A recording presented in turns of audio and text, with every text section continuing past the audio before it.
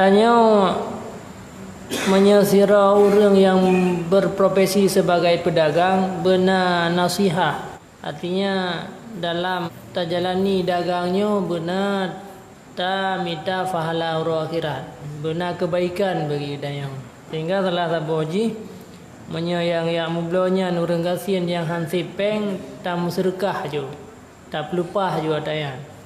Tapi nyan kebaikan yang paling enggak. Tapi punya orang yang mublonya memang orang napengnya hana geyu untuk tayu dah pemurah barang.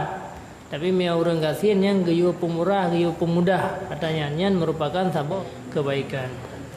Kemudian menanti terhadap orang yang mutang. Apabila ana orang yang mutang peng bagdayang, mutang barang hanai bayi-bayi barangnya. Menya orang yang mutangnya gasin, maka sunat bagi kedanya untuk tapreh pajan-pajan yang ibaya. Bek dia laki sabi. Menya orang yang gasin.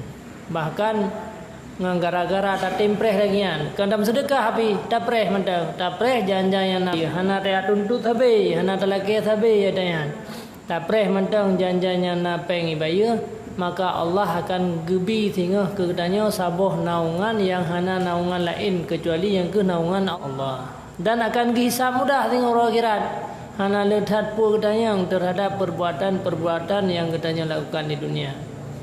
Nyanban. Bahkan dalam hadis yang lain Rasulullah sampaikan bahwa sira orang iputang peng ke orang lain, kemudian orang lainnya hana ngempu ge bayar dan katruh tempo masa bayar tapreh dia tanya usin hana tak paksa untuk bayar nyan tiap-tiap uro tapreh nyan lagi getanya sedekah ke gonya nyan pahala tiap-tiap uro yang getanya preh nyan lagi getanya sedekah nada putang peng ke sira urang 1 juta tempo ji 2 bulan katruh wate 2 bulan hana ngempu bayar kake leknya tapreh janjan yang terus bayar nyan tiap uro gedanya prehnya lam si uro lagi ibarat tamu sedekah ke 1 juta nyan ban pahala bila Allah padum bulan tak preh yang ke lagi nyan pahala terus menerus.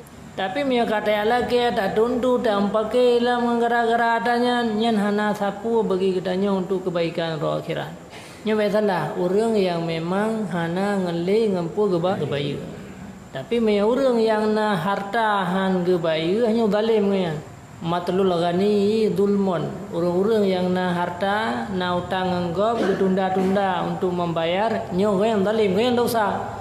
Tiap uronya na utang saja tapi hana bayar katro wate tempo nyan tiap uro dosa iwo kegoyan. Lagi kecok penggop yang 1 juta di tiap uro. Menan wate tabagam kabala.